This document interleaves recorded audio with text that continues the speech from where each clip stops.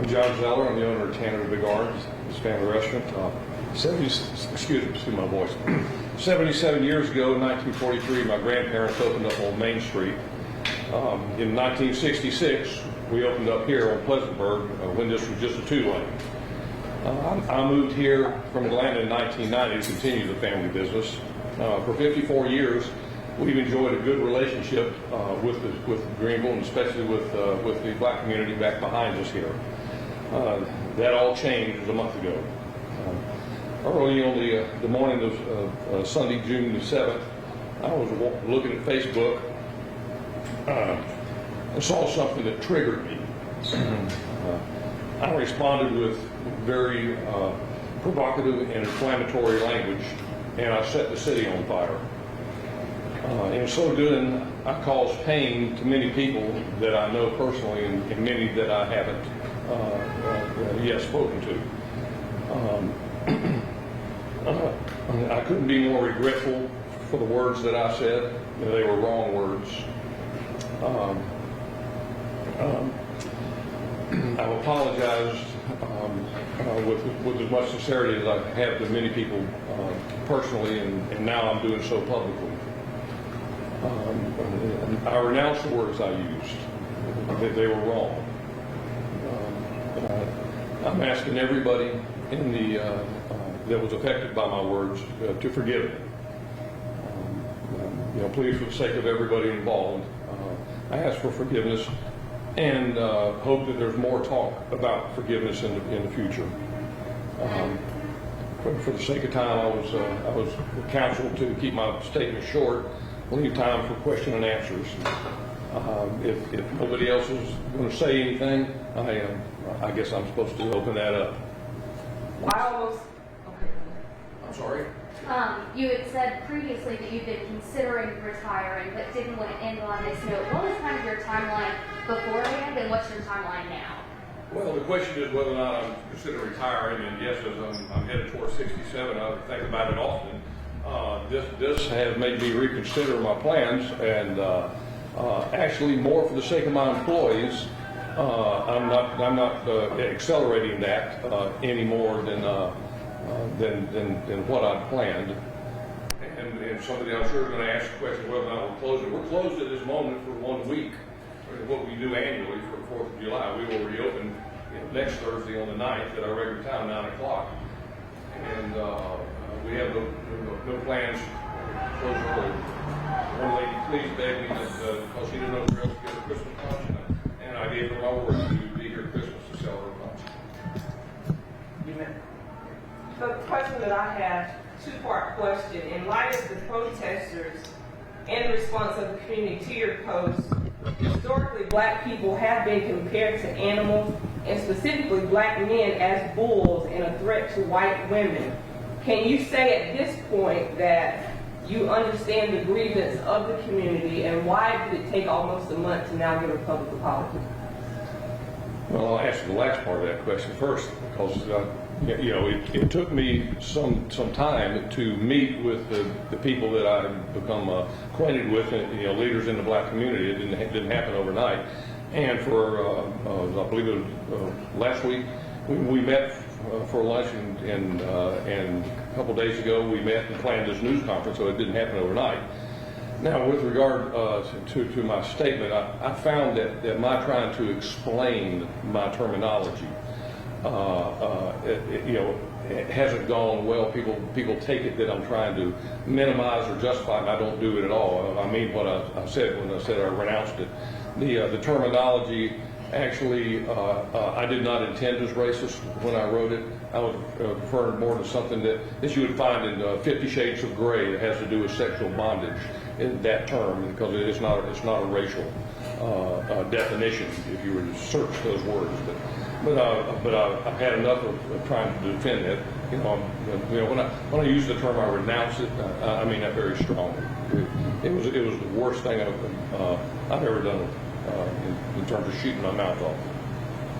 You may have a question. Yes, ma'am. How has this changed you? What had it changed you? Yes, my life would never be the same. It's changed me in many ways. For one, it's made me sensitive, to people. And I've heard from many people, from the black community, but this thing made Tanner's a focal point for some people in the white community, different type of people who come in. Many of them are just supporters of Tanner, many ex-veterans who feel very strongly about the way the country's going. And I see a great divide. I was a teenager when Dr. King was assassinated, and I remember that. And when Rodney King was incident happened, I remember that. But this is a different thing. It's more severe. The country's divided more, and it's dangerous. And the enemy of our nation, or enemy or enemies both, would love nothing more than a race war. And I seem to have lit that fire with my word, and I'm hoping I've used some right words now to aim the right direction. We all need to listen to one another. What would you say to those who are coming to your restaurant now in support of what you originally said, which you've now renounced? How do you respond to those people who are in favor of your original words? That's grievous to me, because you understand it as a Christian.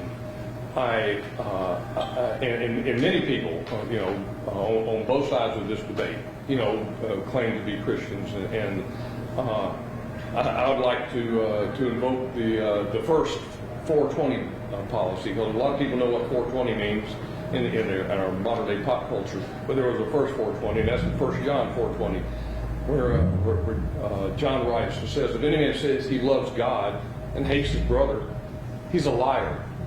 Because how can you love God whom you haven't seen when you don't love your brother whom you have seen?"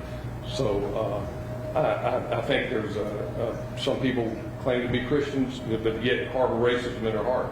I've been very, very introspective about that. It's, we've all brushed up against it. Some are, but I would ramble too long if I shared my whole heart about that issue. So a question for you, now that you've renounced your words and apology to the black community, what are your words to the supporters that came and disturbed you as well days after the comments and the boycott was called? I'd say we've got to listen, and there are two. So a lot of people aren't listening on either side. People see statues being torn down, they see rioting, and they're disturbed about what's happening in our nation, and it's almost like this has become a rallying point. And I had a discussion with one guy that said before this happened, I never quite really took seriously what it's like. And growing up in Atlanta, downtown Atlanta through all my teen years, the blacks that I had relationships with, and I've been back to it, and it's different now. Everything has a different feel to it. And there's a lot of whites that don't understand, and they may discount the fact that young black men, teenagers, preteens and teens are growing up actually being afraid of the police. That conversation is valid and it needs to be understood. And there needs to be healing. But both on both sides of the aisle about that. Can you explain what you were feeling or what was on your mind when you first made the post, and at what point did you realize? Well, okay. The question was, what did I feel when I first saw the post? And the post I was talking about on Facebook, what I referred to, was first there was a video of a group of whites with their hands up in the air, and they're bowing down, and the people on the stage are Black Lives Matter people, and they're telling them, they're reciting this, and it took on the vibe of a religious ceremony. And I know that Tony Evans, I've heard speak about this.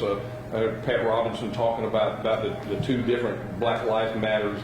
It's actually a two-faceted thing. I've heard many people talk about it, but when I saw that, it's like no, you don't bow down to anybody. Black man or white don't bow down to one another. There was a black Georgia State trooper who was in the news a couple of weeks ago where he said that very same thing. I don't bow down to no man, I bow down to God. And the woman that was bowing down and kissing the boots of a Black Lives Matter leader, it just infuriated me. One way this has changed me is that it broke my Facebook habit. But I was addicted to Facebook like a lot of people. It's just too easy to fire off stuff out there and you don't see the consequences. You know, I'd heard that, but I've learned my lesson about that now. As you said in your prepared statement, that Tanner's Restaurant used to be in downtown Greenville. Yes. The historical account is that rather than allow black patrons to be seated in the chairs, they were removed. So come forward to the protest. Tanner's now sits within a predominantly African American district, before now patronized heavily by the black community for decades. Specifically want to mention Miss Martha Gaines, who basically mentioned that she's been coming for over 50 years and that your words hurt her heart. So what can you say, and what would you like to say to her as well as others who were actually hurt by your comments and feel completely disrespected after supporting your business for decades? Well, as I said, I apologize to many people personally, and I would like the opportunity to sit down and speak with her if you'd come here and give me the opportunity to do that. And some people are going to accept my apology, and I know there's going to be some that have already heard criticism that I'm kowtowing or acquiescing or capitulating. Nothing could be further from the truth. I'm trying to use Christian humility in this situation. And as far as Tanner's downtown, that way, well, we didn't have chairs, you know, at Tanner's downtown. These had a footboard, and everybody ate, you know, standing. And I had, and that was open at the same time my father opened up the Tanner's in Atlanta in the mid-'60s. And whether either here in Greenville or in Atlanta, I have no recollection of Tanner's ever, you know, practicing that type of segregation. We talked to some people who were outside a couple days ago, and they mentioned that they wanted to stay out until Tanner's closed down. What would your message be to people who would say that? Well, you asked me a similar question, and I responded to you with a number, and I've already used one number, the 420, and I responded to you with the number 490. And what I mean by that is that Jesus told people, his disciples, that if you don't forgive men their sins against you, neither will my Father in heaven forgive your sins. And so Peter asked him, well, how many times should I forgive? 7 times? Jesus' response was, no, 7 times 70. So that's where I have a tattoo on my arm that says the number 490. And people don't understand forgiveness. Forgiveness means shrug your shoulders at us, okay, let it go. No, we all have an innate sense of need for justice, and people shouldn't get away with anything. Forgiveness is taking your right to get back at somebody for hurting you and giving that to God. Because God says, vengeance is mine, I'll repay you. He's the one that ultimately I and everyone will stand before.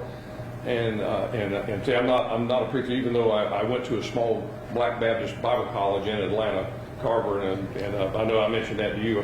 I bought my annuals over here. I just carry this rather than a briefcase. If anybody wants to look through it, they're more than welcome to. My father and I were the only white students there.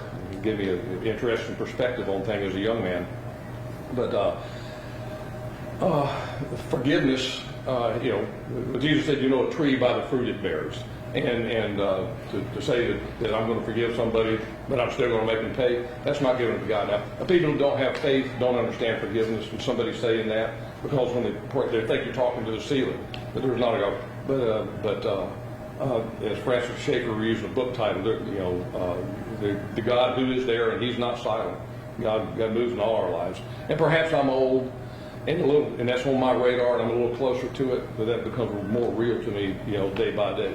In this moment, what happened, I'll stand and give an account for it. And I'm paying a pretty big price now. Now, does forgiveness equate to patronizing your restaurant? Some people might forgive you, but that doesn't mean they'll return. What are your thoughts on that? Does forgiveness Now I understand. I always understand. Yeah, the question was, the people don't come back to Tanner's, or are they not forgiven? No, I understand. It's human nature to not want to repeat the unpleasant experience, and I know that the hurt and the pain that the scab I ripped off of some people's wound, it isn't easily healed. And I would understand if somebody didn't come back, but I will be personally apologizing to people for a long time for this. So was the protest ever disruptive that caused maybe fear, that you thought you were in fear of your life or something? It was reported that a couple of the protesters have been put on no trespass. So I just wanted to Now, the police lieutenant advised that I get privately, security here because they couldn't leave somebody all the time. And even though I'm a CWP holder, I'm not the person to walk out there and confront protesters if they're on the property or being disruptive to the business, whatnot. The police said they can't leave somebody here, and I understood that, but mostly for the sake of my employees because they were very intimidated. It's not cheap to keep a security guard here, but that's part of the price I'm having to pay right now in order to stay in business. So I guess my question was, though, for you put the no trespassing on the individuals that were protesting, had they caused a disruption or had there been some type of incident that would make you want to put them on no trespassing? Yes, and I'd actually, I'd rather address that directly to Bruce or Derek to give the opportunity. I'd like to stand there on the property line and discuss that and tell them why. But that's actually a personal thing between me and them. So you spoke on forgiveness, and I understand that we community believe forgiveness. A lot of people do forgive you for what you have done. But what else comes with forgiveness? What else are you basically saying to the community about what you have done? You spoke about how you didn't mean what you said, the way you described it, and you asked for forgiveness. But what else comes with that? Because a lot of people in the community are saying we need more than just you saying you're sorry, because a lot of innocent black men have been killed and people say I'm sorry, but they're still dead. Okay, so your question is, what else is there besides forgiveness, besides my words? That remains to be seen. I've had some real good conversation with Dr. Thompson and the other people that I've met. We are coming up on our 77th anniversary, which I had planned in August, right before traditionally school, if there's going to be school, that's what we do. And there's discussions about tying that in with some activities, back here, using the back of my property for a block party, and fundraising for the school supplies for the disadvantaged children, and there's planning going on right now. So I can't tell you what else is going to come out of this, but I'm very positively inclined towards those type of activities. Because we're part of the community, and you understand we're very small fish in a very big pond. The COVID-19 slowdown had my business on the ropes, and I've already cut staff. And the worst thing in the world that had happened would have been this, because I'd be a liar, if I said that it hadn't hurt our business. So funding is a thing. We're going to press forward, with that. With pressing forward and economics in mind, how long do you have? I don't know how to phrase this well, but since COVID made things hard to begin with, yes, and the reactions to your statements, which you have now announced, how long can you continue this path, even if people do forgive but they don't come back? How long can we expect to see Tanners in the community? With half my people going off on unemployment, and at the level we're operating on the shoestring budget, lean and mean, I can be there and sell that lady's juice, at the end of the year, even with things the way they are. Christmas bonuses might be mighty slim, but I'm optimistic that we're going to heal. Locally here, I'm not quite as optimistic about things nationally, but Greenville's always been a good place, and we'll just have to find out. What have you learned over the last 3.5 weeks since you made that comment on social media, and kind of going off what she said? What do you hope to do in the future? Okay, I understood half of what have I learned in the last 3 weeks, regardless. Well, as I said, I was told not to ramble on, and I feel like I'm doing that. But I mentioned one thing, about seeing from a different perspective, what the black kids are growing up with, what they're being told, because there's all this, thing about defund the police and 99% of the policemen are, doing a job that I wouldn't do, because I've been under a lot of stress, and I've been told by somebody that I have all the telltale markings of a little bit of PTSD and post-traumatic stress disorder. Waking up, feeling that you're under the gun. The police do this every day, and a lot of them are just very good, both black and white police officers. I had a band on. I didn't put it on today. But I had a discussion over there in that doorway with Bruce, and he talked about George Floyd, and I held my breath a little, and I said, well, everybody knows George Floyd's name, but what about the 3 black police officers who were killed that week in the rioting? Does anybody know even one of their names? Yes. Okay, go ahead. In situations like this, a lot of people debate one situation versus another situation, therefore deterring away from it. There are problems on both sides, but we can't present one in defense of the other. So in situations like that, when you say things like that, it's what ignites the community to be even more pissed off, because it's like saying we have to handle the other 3 versus the 1, versus actually both need to be addressed. And it's not presented in a method to where both need to be addressed. So where things like that continue to happen, if the community, for the majority of the community, cannot accept what you're saying, they can forgive you, but they cannot accept the business still being in place. Are you prepared to perhaps close or turn management over to someone different, or are you saying that you're not prepared to do those things, you're just going to keep pushing through? Well, I'm absolutely more than inclined to turn the management of my business over to somebody else, but it's not for the reasons you mentioned. It's just simply because I'm old and I don't, and it's time for me to step aside and let somebody else. But I have 2 children. One of them mentally handicapped, and he's not going to take the business over. And my other child is involved in her career.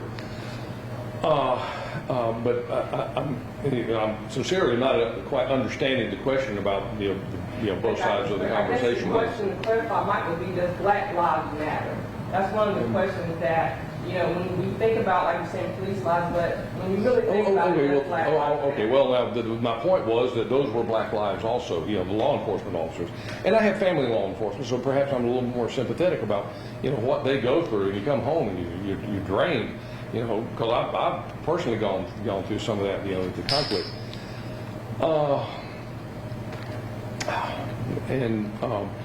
I mentioned before that since you mentioned Black Lives Matter, and I mentioned Pat Robinson did a piece on first on Antifa and then on Black Lives Matter, because the ground swell grassroots movement of Black Lives Matters is very legitimate, and that's one thing that's hard for some of the white community to quite understand.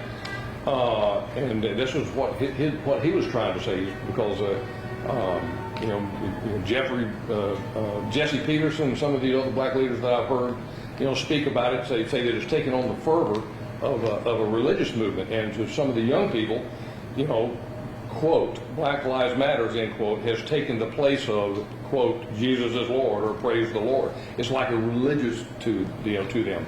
But Pat was saying that buried inside that, is an organization that's un-American by definition. They're avowed Marxists, which is communism. They're anti-family, anti-God by their statements. And this is something that people of faith, both races, can't really partner with. And there's this presumption among some people that believe that if you won't say, quote, Black Lives Matters, which is almost like an anthem or pledge allegiance to them, that you're a racist. And I take exception with that. I'm wanting to partner with the people in the black community, but the people that are of the organization of Black Lives Matter, I'm in opposition to that. One other question. You mentioned that you were told not to keep your statements short. You were told not to ramble. What would you say to those who believe that this whole public apology has been coerced? They're wrong. This is not coerced. This is heartfelt. I spoke to many people with great emotion, when I've asked them to forgive me. I was praying that I hold myself together because I'm not a good public speaker. This is not what I do. I run a restaurant. I'm not a community organizer. And I have been told I ramble, and I do. I know that. And I'm trying desperately to find the right words. I've already proven that I use the wrong words. The right words are much more difficult to happen. And I know the media, especially the TV stations, are not going to air this entire thing. They can't. I hope they give me my whole statement there. But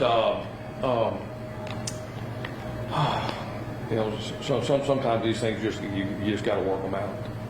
I have no magic words to undo what I said. How would you encourage someone or other people who have had misunderstandings when it comes to race relations to move forward? Man, I don't know why, but I just had to go through my head, yellow, red, black, or white. You know the rest of the song. We're all precious in His sight.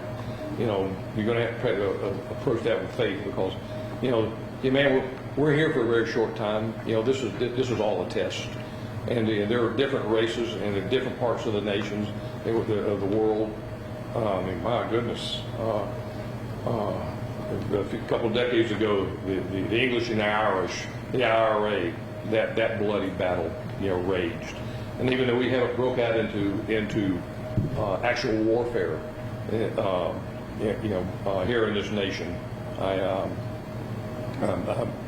think it was a song by James Taylor about that conflict, where he had very good, wonderful words. So what is it, New York to Belfast or something off his October Roads album, and the refrain in there is, "It's time to lay God's rifle down," because many people feel justified in their hatred and their violence, and it's in their hearts, and pour out, and that's not the answer. I know that the eyes of Greenville right now are on this place. That's very intimidating to me. And I'm praying, as I said, for the right words, because we got to turn this thing around. Both starts here and across the nation. There is racism in this country. And you can't protest that away. You can't riot that away. You can't organize that away. You can't legislate it away. That comes from the heart. In our hearts, we have sin in our hearts. And as I said, I'm trying not to preach, but that's what this is all about. And until there's healing in your heart, that's going to be there. I want to try to clarify my whole statement in reference to what you're saying right now. There is a difference between Black Lives Matter and Blue Lives Matter. Now, I understand both the problems. Right. But the response to Black Lives Matter is not to bring up cops that have passed. The response to Black Lives Matter is not everybody's life matters. In a simple example that I've been provided is, if my house is on fire and yours isn't, and somebody comes to help my house from burning down, you shouldn't stop them and say, "Hey, why are you not helping me with my house?" It makes no sense. So when you put back the statement in which we're talking about Black Lives Mattering, and then you start comparing other things that don't belong, both of them are problems, but you cannot defend one problem with the other problem. Okay, you can't defend the precedence of which one should come okay, first. I'm not exactly sure how to summate your question. That's why I was taught, in hermeneutic, homiletics, My question is, do you understand the difference between the two, and why you should debate one versus the other, because that keeps happening? Well, to me, and I haven't had anybody, come back at me like that with contrast between Black Lives Matter and Blue Lives Matter. you know, because Blue Lives Matter, I don't even say it. I was saying that these men that were police officers that were black also. And that's trying to help you. Do you understand there's a difference? Because the police that got killed from that side does not belong in the conversation of Black Lives Matter, because Black Lives Matter is about police brutality. Oh, yes. Not the other side around. Blue Lives Matter is about cops being killed. We can't debate one versus the other. If you don't understand the difference between the two, that's where a lot of communities are going to continuously be upset with you because they don't belong in the same sentence together.